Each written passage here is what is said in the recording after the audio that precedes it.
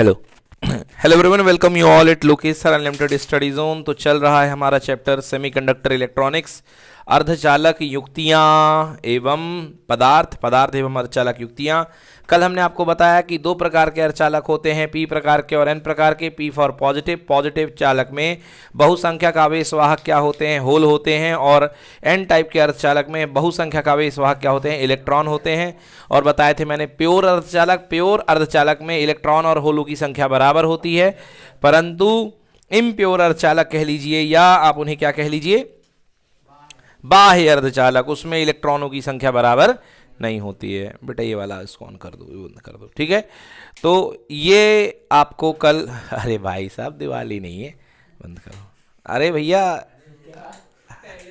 चलो देखो भाई, तो इस तरीके से आपको कल मैंने अर्धचालक का इंट्रोडक्शन दे दिया। फिर मैंने आपको बताया पीएन जंक्शन। क्या बताया? पीएन जंक्शन में आपने खास बात जो देखी बेटा कि ये पी प्रकार का मटेरियल है, एन प्रकार का मटेरियल है। पी प्रकार के मटेरियल में ऊपर होल बैठा होता है, तो ग्राही प्रवृत्ति के कारण इसका आयन क्या होता है, ऋणात्मक।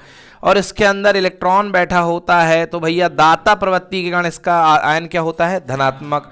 जो जंक्शन के पास के इलेक्ट्रॉन और होल हुआ करते हैं वो रिकम्बाइन हो जाते हैं, एक दूसरे में समायोजित हो जाते हैं, और जल्दी जल्दी समायोजित होकर बनाते हैं अवक्षय परत। क्या बना देते हैं? इन निगेटिव आयन के कारण यहाँ पर एक छोटी सी नन्ही सी निगेटिव पोलैरिटी जनरेट हो जाती है, एक ध्रुवता जनरेट हो जाती है हिंदी में, और यहाँ पर एक पॉजिटिव पोलैरिटी जनरेट हो जाती है। मतलब एक छोटा सा बैरियर वोल्टेज जो कि बैरियर का काम करता है, और बैरियर मतलब कि आगे जाने नहीं देगा, इधर वाले होल को रोक करके रखेगा, हम तुमको यहाँ नहीं पहुँचने देंगे, इधर वाले इलेक्ट्रॉन को रोक करके रखेगा कि हम तुम्हें यहाँ नहीं पहुँचने देंगे। और इस प्रकार के वोल्टेज को हम बोलते हैं बैरियर वोल्टेज, विरोधी विभव। समझ में आ गया जी? अब आइए बात करते हैं बायसिंग की। बायसिंग मतलब इसको एनर्जाइज करना। किसी भी चीज को काम करने के लिए हमको विद्युत प्लग में लगाना पड़ता है, लगाना पड़ता है कि नहीं लगाना पड़ता है ना। तो इसकी अपन प्लगिंग करने जा रहे हैं, मतलब इसमें अपन बैटरी जोड़ेंगे। क्या जोड़ेंगे जी? बैटरी। ये वाला मटेरियल पी का है, ये वाला मटेरियल एन का है। इन शॉर्ट मैंने कल बताया था कि पी एन जंक्शन डायोड को इस तरीके से दिखाते हैं। ये जो है पी दिखाता है, ये किसको दिखाता है, एन को दिखाता है। P for positive, N for negative, और धारा चलती पॉजिटिव टू।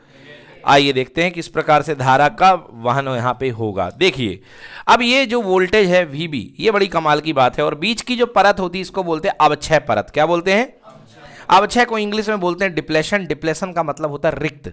किससे रिक्त? आवेश रहित, आवेश से रिक्त, मतलब इसके अंदर किसी प्रकार का चार्ज नहीं है, इसलिए इसको बोलते हैं अवक्षय परत। मतलब इसके अंदर किसी प्रकार का चार्ज नहीं है, ये हाँ उदासीन परत है एक प्रकार की।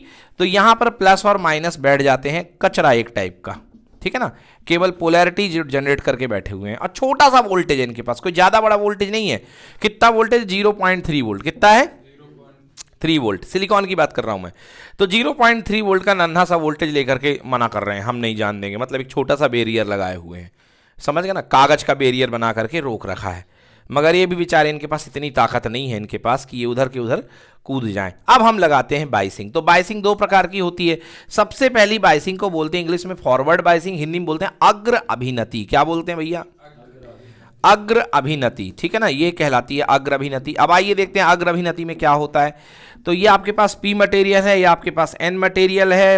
ये वैसे की वैसी थी, जैसी भी थी, हम ज़्यादा नहीं बनाएंगे डायग्राम को, है ना, वैसे ही। हाँ, कोर एटम है यहाँ पे नेगेटिव, इसके ऊपर होल है। अब आप एटम बनाते रहिएगा, मैं सीधे आपको होल दिखा रहा हूँ, है ना। और यहाँ पर क्या बैठे हैं बेटा? कोर एटम धनात्मक, इसके ऊपर क्या है? इलेक्ट्रॉन, क्योंकि यहाँ आर पार नहीं हो पाए थे, और ये प्लस और ये वाले क्या थे? माइनस। और इसका विद्युत क्षेत्र ये है माइनस, और ये है क्या? प्लस। हमने लगाया पी जंक्शन है, ये पी लेयर है, ये एन लेयर है। पी की तरफ लगाया पॉजिटिव यानी कि धनात्मक, एन की तरफ लगाया नेगेटिव यानी कि ऋणात्मक। प्लस पोलैरिटी की वजह से ये वाला सिरा क्या हो गया? प्लस, और ये क्या हो गया? माइनस। देखो भैया, उसके पास ये प्लस है, उसके पास ये माइनस है, और प्लस और माइनस प्लेट के बीच में क्या दौड़ता है? विद्युत क्षेत्र। क्या दौड़ता है?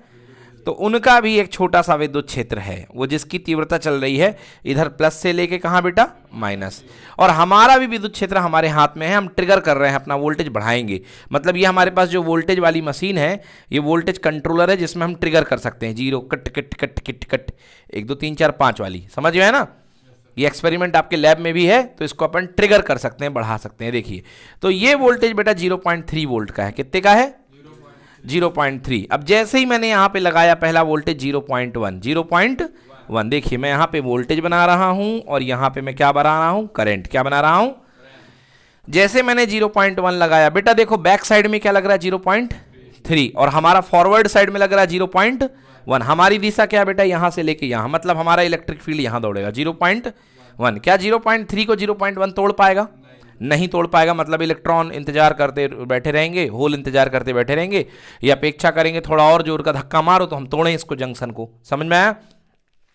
फिर आपने बढ़ा करके एक और पॉइंट बढ़ाया, बोलो कितना हो गया 0.2। फिर कितना बढ़ाया 0.3। 0.2 में कुछ नहीं हुआ। जैसे 0.3 हुआ, इसने अपने लगाए गए इलेक्ट्रिक फील्ड ने इसको उखाड़ फेंका। बोलो हाँ है ना? क्योंकि हमारा भी 0.3 तुम्हारा भी 0.3, दोनों कैंसिल हो गए। नेट फील्ड कितना हो गया? 0। अब मतलब जैसे ही नेट फील्ड 0 हो गया, मतलब ये बैरियर टूट गया, ये बैरियर टूट गया। अब यहां से इलेक्ट्रॉनों को परमिशन मिल गई कि इधर आ जाओ, और होल को परमिशन मिल गई इधर आ जाओ। जंक्शन की जो लेयर है ये एकदम सिकुड़ जाएगी। समझ गए ना? मतलब अब 6 परत क्या हो जाएगी, पतली हो जाएगी। क्या हो जाएगी? पतली हो जाएगी। और ये कूद काद करके इस तरफ आना शुरू हो जाएंगे। समझ गए? तो देखना ध्यान से, बोलो इलेक्ट्रॉन किस तरफ चलेगा? इधर चलेगा कि नहीं चलेगा? होल राइट साइड चलेंगे कि नहीं चलेंगे? इलेक्ट्रॉन अगर इधर आएगा राइट से लेके लेफ्ट, तो धारा किस तरफ जाएगी? Left to right. मतलब धारा की दिशा ये होगी कि नहीं होगी? बोलो हाँ। होल इधर जाएंगे तो धारा की दिशा यही बनेगी कि नहीं बनेगी? मतलब होल धारा प्लस कौन सी धारा? इलेक्ट्रॉन धारा, दोनों मिलकर के कुल धारा बना देंगे। दोनों मिलकर के कुल धारा बना देंगे। अब आइए इसका देखते हैं, इसका बोलते हैं VI graph, voltage current graph. Voltage current इसका ग्राफ बनता, कैसे बनता है देखो। ये है 0.3 वोल्ट। क्या बोलते हैं इसको बेटा? हाँ, ये जो वोल्टेज कहलाता है इसको बोलते हैं नी वोल्टेज। क्या बोलते हैं? नी वोल्टेज। समझ गए ना?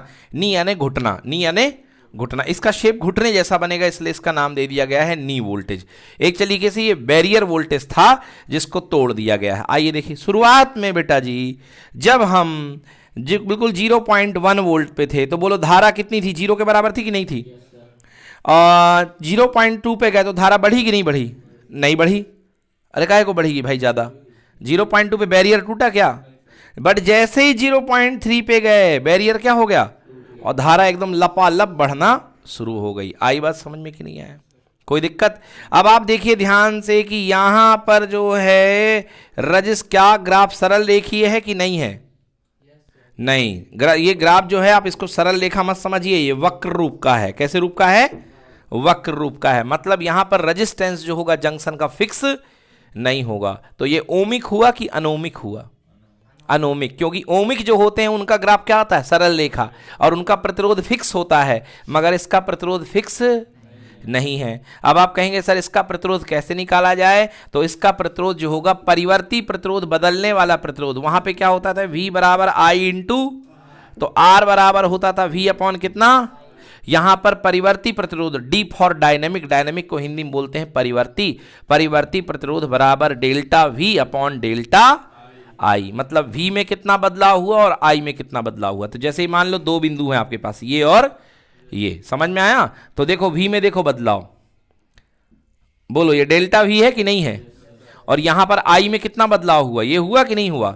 तो delta V upon delta I। इसको करके आप जो है इसका परिवर्ती प्रतिरोध निकाल लेंगे। इसका मतलब ये हुआ कि जो पीएन जंक्शन डायोड होता है उसका प्रतिरोध लगातार बदलता रहता है। यह एक ओमिक डिवाइस नहीं है, यह एक ओमिक डिवाइस।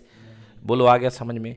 तो ये हो गई पीएन जंक्शन की अग्रभिनति अर्थात फॉरवर्ड वाइस। अग्रभिनति मतलब फॉरवर्ड वाइस। तो आपने देखा कि पीएन जंक्शन जो होता है 0.3 वोल्टेज के बाद बैरियर हटा दो तो उसके ऊपर जबरदस्त कंडक्ट करता है। कर रहा कि नहीं कर रहा है?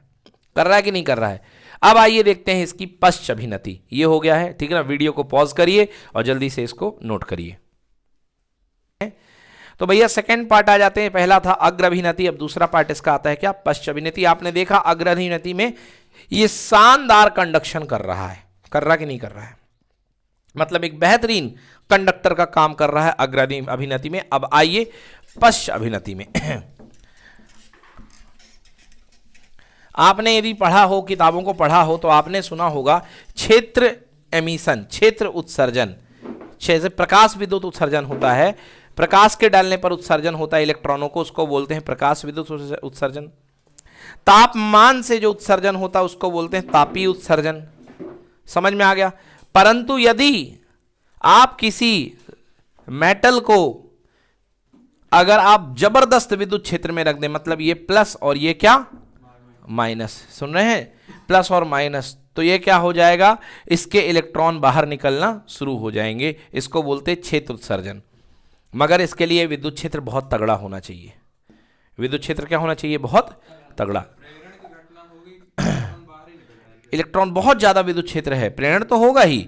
अगर आपने बहुत ज्यादा विद्युत, आपने देखा होगा वो कोरोना डिस्चार्ज सुना था ना, मैंने पढ़ाया था, इलेक्ट्रॉन बाहर होकर बाहर आ जाते हैं, आयनित कर देते हैं हवा को, तो वही वाली प्रोसेस हो जाएगी। देखिए, तो शुरुआत में जैसे आपने यहां पे इलेक्ट्रॉन, विद्युत क्षेत्र की इकाई क्या होती है, वोल्ट पर मीटर। मतलब ये जितना कम करेंगे और ये जितना बढ़ाएंगे, मतलब सक्रिय से गैप में, एकदम छोटे से गैप में आप बहुत हाई वोल्टेज दे दो, आप सक्रिय से गैप में बहुत ज्यादा हाई वोल्टेज दे दो तो बैंड बज जाएगी। समझ में आ गया ना। मतलब केवल दो चीजों पे डिपेंड नहीं करता है विद्युत क्षेत्र, एक चीज पे डिपेंड नहीं करता कि आप वोल्टेज बढ़ाए जा रहे हो, वोल्टेज बढ़ाए जा रहे हो।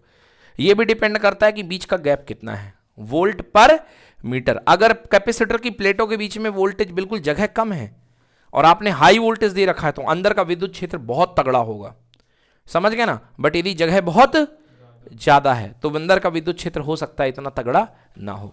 तो इसीलिए याद करिए, जब मैंने एक एक्सपेरिमेंट आपको दिखाया था, जो मैंने यूट्यूब में उसका वीडियो भी बना करके डाला था, जो विद्युत आर्क जनरेट हो रहा था, याद होगा, देखा होगा, जब आपने यहां तक था तो यहां तक विद्युत आर्क जनरेट होता था क्योंकि विद्युत क्षेत्र बन रहा था और वहां पर इलेक्ट्रिक स्पार्क, मतलब हवा आयनित हो रही थी, तो प्लस और माइनस फूट रहे थे जल के। बट जैसे ही वो गैप होता था तो equal to V upon D, D बढ़ गया तो विद्युत क्षेत्र क्या हो गया, कम हो गया। आई बात समझ में ना। तो वो नैरो गैप बताता था कि विद्युत क्षेत्र बड़ा स्ट्रांग था, बतली बिल्कुल सक्रिय गैप में। तो ये वीडियोस मैंने जो है आपको बना करके उसमें डाला था, देखा शॉर्ट्स में। चिथड़े चिथड़े उड़ जाएंगे भाई साहब, समझ गए। जो हवा के साथ होता वही बॉडी के साथ हो जाएगा। चलिए चलिए जी, ये हो गई बात। अब आगे पढ़ते हैं जी। तो अब हम पढ़ने वाले हैं रिवर्स बाइस यानी कि पश्च अभिनति। और पश्च अभिनति में ये कंसेप्ट इस्तेमाल आएगा, पश्च अभिनति में ये कंसेप्ट इस्तेमाल में आएगा। देखिए, पश्च अभिनति का मतलब होता है ये पी लेयर है और ये कौन सी लेयर है, एन लेयर। एन लेयर के अंदर क्या है बेटा, इलेक्ट्रॉन। पी लेयर के अंदर क्या बैठे हैं बेटा, होल। तो पश्च अभिनति का मतलब पी टाइप का जो मटेरियल है, अभी उसको प्लस से जोड़ रहे थे, अब किससे जोड़ोगे, माइनस से। और एन टाइप का मटेरियल किससे जोड़ोगे, प्लस से। भाई ये तो उल्टा काम हो गया, मतलब पूरे के पूरे होल जो है वो चल करके इधर आ जाएंगे। बोलो आ जाएंगे कि नहीं आ जाएंगे, पूरे के पूरे होल चल करके इधर आ गए और पूरे के पूरे इलेक्ट्रॉन चल करके कहां आ गए, यहां आ गए। क्लियर है जी, पूरे के पूरे होल चल करके इधर आ गए हैं और पूरे के पूरे इलेक्ट्रॉन चल के इधर आ चुके हैं। क्लियर हुआ कि नहीं हुआ। अब देखिए इसका ग्राफ। क्या जी, हाँ अभी आ रहे हैं, हाँ उस बात पे आ रहे हैं। तो देखिए हम पश्च अभिनति देख रहे हैं। तो जब पूरे के पूरे होल और इलेक्ट्रॉन इधर चल के मेन बैटरी के अंदर ही आ गए हैं, तो क्या जंक्शन की क्रॉसिंग हुई कि नहीं हुई, जंक्शन की क्रॉसिंग नहीं हुई। और जंक्शन जब तक क्रॉस ना हो तब तक धारा का निर्माण होता नहीं है, समझ गए। ये यहां से यहां आ गए, अपने घर में आ गए, ये इधर आ गए हैं, मतलब किसी ने कुछ ना रिकॉम्बिनेशन हुआ, मतलब अपने आयनों को छोड़ करके ये आकर के अपने स्रोत में समाहित हो गए। तो यहां पर क्या बन जाएगा भाई साहब, बोलो माइनस माइनस माइनस, इधर पे क्या बन जाएगा, plus plus plus plus. Immovable, जो चल नहीं सकते थे, फिर नहीं सकते थे, तो ये अपाहिज लोगों की फौज इधर बढ़ गई, जो इधर वाले थे वो भी बैठ गए। बोलो हाँ या ना। उनके सबके इलेक्ट्रॉन कहाँ आ गए, अंदर आ गए ना बेटा यहाँ। और यहां भी बोलो माइनस माइनस। तो मुझे बताओ कि अब अवक्षय परत की चौड़ाई बढ़ गई कि घट गई, अवक्षय परत की चौड़ाई बढ़ गई कि घट गई। अब इसमें क्या सोचना है भाई, पूरे के पूरे इलेक्ट्रॉन चल के इधर से यहां आ गए और पूरे के पूरे होल चल के इधर से यहां आ गए। तो ये जो नॉन मूवेबल थे, जो स्थाई टाइप के थे आयन, वो बैठे रह जाएंगे कि नहीं बैठे रह जाएंगे। तो पहले अवक्षय परत सिकुड़ गई थी, अब अवक्षय परत क्या हो गई, बढ़ गई है। अब अवक्षय परत क्या हो गई है, बढ़ गई है। समझ में आया। मतलब अब यदि आप देख रहे हैं तो करंट का कंडक्शन ना के बराबर है, धारा प्रवाहित नहीं होगी, धारा प्रवाहित, समझ में आ रहा सभी को, धारा प्रवाहित नहीं होगी, मतलब धारा ना के बराबर प्रवाहित। बिल्कुल ये देखिए, अब आप वोल्टेज बढ़ाए जा रहे हो, 0 वोल्ट 1 वोल्ट 2 वोल्ट 3 वोल्ट, देखे थे वहां 0.3 पे कमाल हो गया था। यहां पे 1 वोल्ट दे रहे हैं कुछ नहीं हो रहा है, 2 वोल्ट दे रहे हैं तो भी कुछ नहीं हो रहा। 3 वोल्ट दे रहे हैं तो भी कुछ नहीं हो रहा है, हालत खराब, क्योंकि कुछ बचा ही नहीं अंदर, क्योंकि अंदर कुछ बचा ही। बोलो आया समझ में कि नहीं आया? अंदर क्या मूवेबल इलेक्ट्रॉन बचे हैं, गतिमान इलेक्ट्रॉन बचे हैं, फ्री इलेक्ट्रॉन बचे हैं, फ्री होल बचे हैं। अरे जब कुछ बचा नहीं है तो कंडक्शन काहे से करवा दूं भैया? कंडक्शन होना बंद हो गया है, चालन होना बंद हो गया है। आप वोल्टेज बढ़ाए जा रहे हो, नगर पालिका ने नल की मोटर खोली नहीं है, तुम अपने यहां मोटर लगा करके सुरके जा रहे हो, 1 मोटर 2 मोटर, मोटर पे 3 मोटर लगाए जा रहे हो। जब वहां से कनेक्शन ही नहीं चालू है तो पानी कहां से आएगा टुल्लू पे? बोलो आएगा कि नहीं आएगा? नहीं आएगा। समझ में आया ना? मतलब ये नल से है, यहां से पानी चालू हुआ ही नहीं है मेन ऑफिस से। अब तुम यहां पे लगाए 1 मोटर, पहली लगाए, बोले नहीं हम तो और खींचेंगे, दूसरी लगा दिए, तीसरी लगा दिए, कुछ होने जाने वाला नहीं है। समझ में आ गया ना? तो बट अब देखिए क्या होगा भाई साहब, आपने लगाया 1 volt 2 volt 3 volt 4 volt 10 volt 15 volt तक पहुंच गए। कितने वोल्ट तक? हाँ 15 वोल्ट तक पहुंच गए। अब हद होती है भाई साहब, अब होने वाला है एवलांच। क्या होने वाला है? एवलांच। एवलांच यानी कि बहुत बड़ा जो पहाड़ वगैरह खसकता है, टूटता है, बड़े स्केल पर भूस्खलन होता है, उसको एवलांच बोलते हैं। ऐसी कुछ स्थिति यहां पर होने वाली है भाई साहब। ये इलेक्ट्रॉन है ये आयंस है। क्या है ये? आयन। ये बेचारे जो, जैसे ये था एन टाइप था, एन टाइप की हालत क्या थी? जो आर्सेनिक बैठा हुआ था अपना, 1 2 3 4, 1 2 3 4, 4 के साथ कनेक्टेड था कि नहीं था? सिलिकॉन के साथ बेचारा अपना मस्त जिंदगी में था। उसको बोल रखा था कि भैया जो बाहर वाला है ना उसको नचाते रहो, कोई दिक्कत नहीं है हमको, ये मूवेबल है। बोलो जी हाँ। अब इसको तो बैटरी ने खा लिया, खा लिया। अब ये स्थिर होकर के लैटिस के अंदर यहां पे फंसा हुआ है। अब हालत क्या हो रही है? बढ़िया आप पढ़ाई लिखाई कर रहे हो और मोहल्ले में डांस चल रहा है और सामने वाला डीजे का साउंड बढ़ाया जा रहा है। अरे कब तक रुकोगे यार तुम भी? समझ गए ना? है ना? देखो पहले 1 वोल्ट का, फिर 2 वोल्ट का, फिर 3 वोल्ट का, किताब किनारे करके भागना पड़ेगा यार बाहर। क्या भैया? तो भैया इतना ज्यादा वोल्टेज लगा दिया 15 वोल्ट छोटी सी जगह पर। समझ गए? 15 वोल्ट छोटी सी जगह पर। अब देखिए बेटा यहां पे तो इस माइनस को इतनी छोटी जगह पे 15, ये इलेक्ट्रॉन इसकी तरफ ललचाएगा कि नहीं ललचाएगा? तो लैटिस के इलेक्ट्रॉन अपनी लैटिस को छोड़ करके, मतलब तुम सोचो कि तुम्हारी हड्डी की पसली निकल करके जो भाग जाए कि हाँ हमको निकलना है, तो लैटिस के इलेक्ट्रॉन जो होते हैं, जो अंदर होते हैं, इनर वैलेंस इलेक्ट्रॉन, वो अपने वैलेंस सेल को छोड़ करके अंदर वाले यहां की तरफ भागते हैं। कैसे भागेंगे? देखिए जी आपने वोल्टेज बहुत बढ़ा दिया है, तो ये जो इलेक्ट्रॉन इसके अंदर के होते हैं बड़ी मात्रा में, क्योंकि करोड़ों अरबों आयन है, तो करोड़ों अरबों आयन जब बड़ी मात्रा में टूटेंगे, जब बड़ी मात्रा में उनको विद्युत क्षेत्र निकलेगा, तो मुझे बताओ बहुत सारे आयन निकलेंगे कि नहीं निकलेंगे? समझ गए ना? और हर जगह से निकलेंगे। फिर मतलब नहीं है कि यहां से नहीं निकलेंगे, क्योंकि विद्युत क्षेत्र तो सब में लग रहा है ना। विद्युत क्षेत्र तो पूरे प्लेट में 15 वोल्ट लगा है कि नहीं लगा है?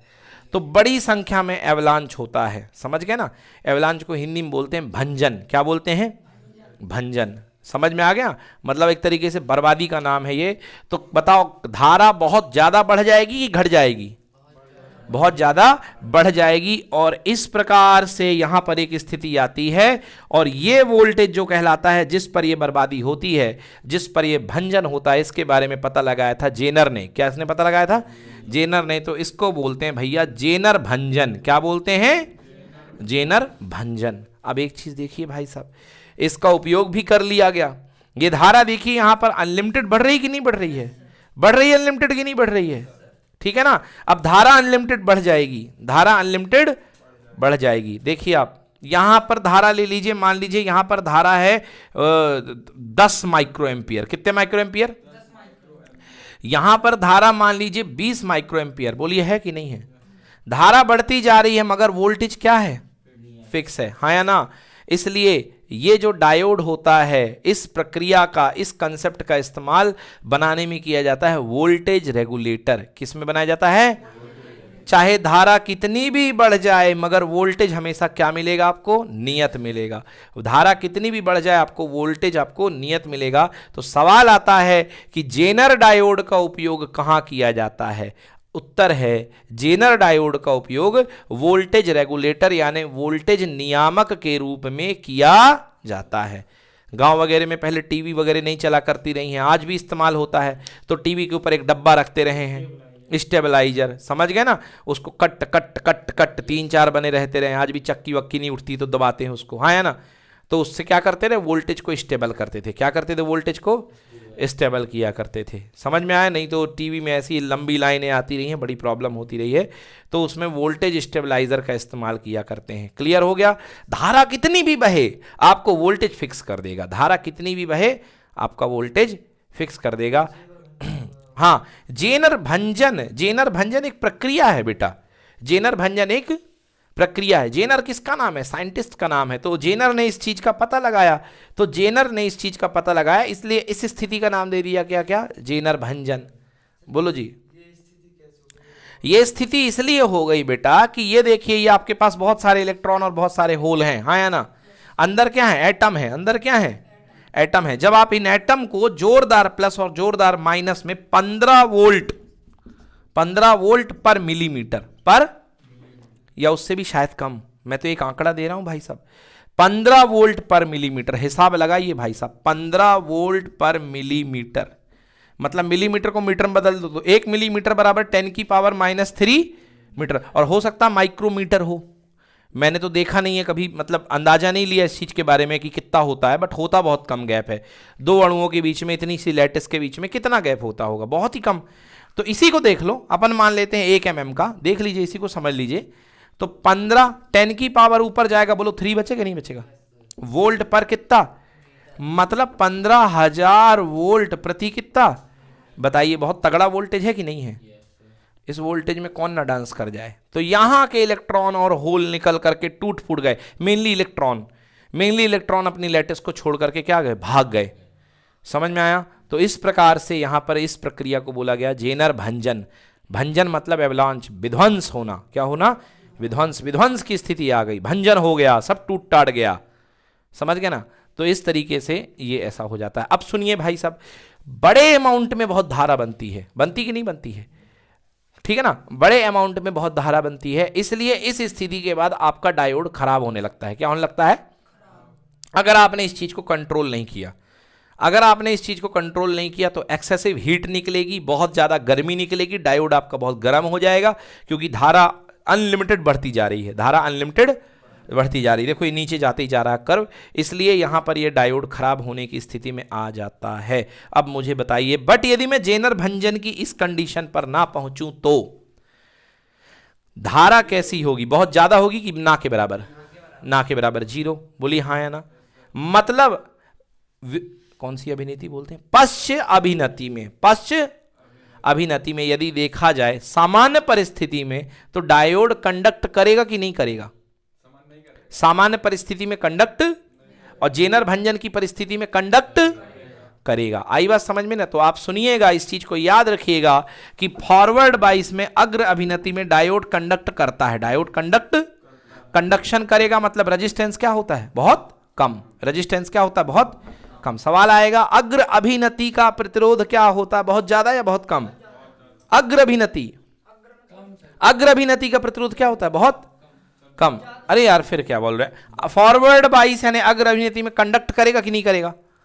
कंडक्ट करेगा, कंडक्शन हो रहा है, चालन हो रहा है, तो प्रतिरोध क्या है? कम है। और रिवर्स बाइस में यानी कि व्युत्क्रम अभिनति में, पश्च अभिनति में कंडक्ट कर रहा कि नहीं कर रहा है? सामान्य परिस्थिति में कंडक्ट, मतलब प्रतिरोध बहुत क्या है? ज्यादा है। आई बात समझ में कि नहीं आया? तो ये बन गया अग्र अभिनति और पश्च अभिनति, और ये इसका डायग्राम है। ठीक है ना? इसको जल्दी से बनाइए वीडियो पॉज करके। देखिए, जब आप पश्च अभिनति लगाते हैं तो लैटिस टूटेगी कि नहीं टूटेगी? अब लैटिस टूटेगी तो सारे के सारे इलेक्ट्रॉन किसकी तरफ जाएंगे? बोलिए, प्लस की तरफ। तो धारा किस तरफ जाएगी? इधर की तरफ, उल्टे डायरेक्शन में। तो पिछली वाली इधर जा रही थी धारा, और इस वाली कैसी आ रही है? इधर आ रही है। तो धारा जो है पिछले बार की निगेटिव हो गई है। तो देखिए, मैंने पिछली धारा ऊपर की तरफ ली थी, इस अक्ष में ली थी, और ये वाली मैंने इस अक्ष में ली है। कोई दिक्कत? बन जाएगा जी। तो इसका डायग्राम बना लीजिए। ये कहलाता आपका रिवर्स बाइस यानी कि व्युत्क्रम अभिनति, इसी को बोलते हैं पश्च अभिनति। बच्चों देखिए, फॉरवर्ड बाइस की अग्र अभिनति की धारा, मैं दोनों डायग्राम एक साथ बना रहा हूं। अग्र अभिनति की धारा जो होती है वो ज्यादा हुआ करती है। क्या होती है? ज़्यादा, क्योंकि 0.3 पर जो होता है बैरियर वोल्टेज ब्रेक हो जाता है। यस और नो? तो ये वाली जो धारा बनती है बच्चों स्टार्ट में ज़्यादा हुआ करती है, इसको अपन मिली एम्पियर में नापते हैं। किस में नापते हैं? मिली एम्पियर में। और ये धारा जो होती कम बना करती इसको अपन किस में नापते हैं? माइक्रो एम्पियर में। देखिए जरा बुक में मिली एम्पियर माइक्रो एम्पियर बना है क्या?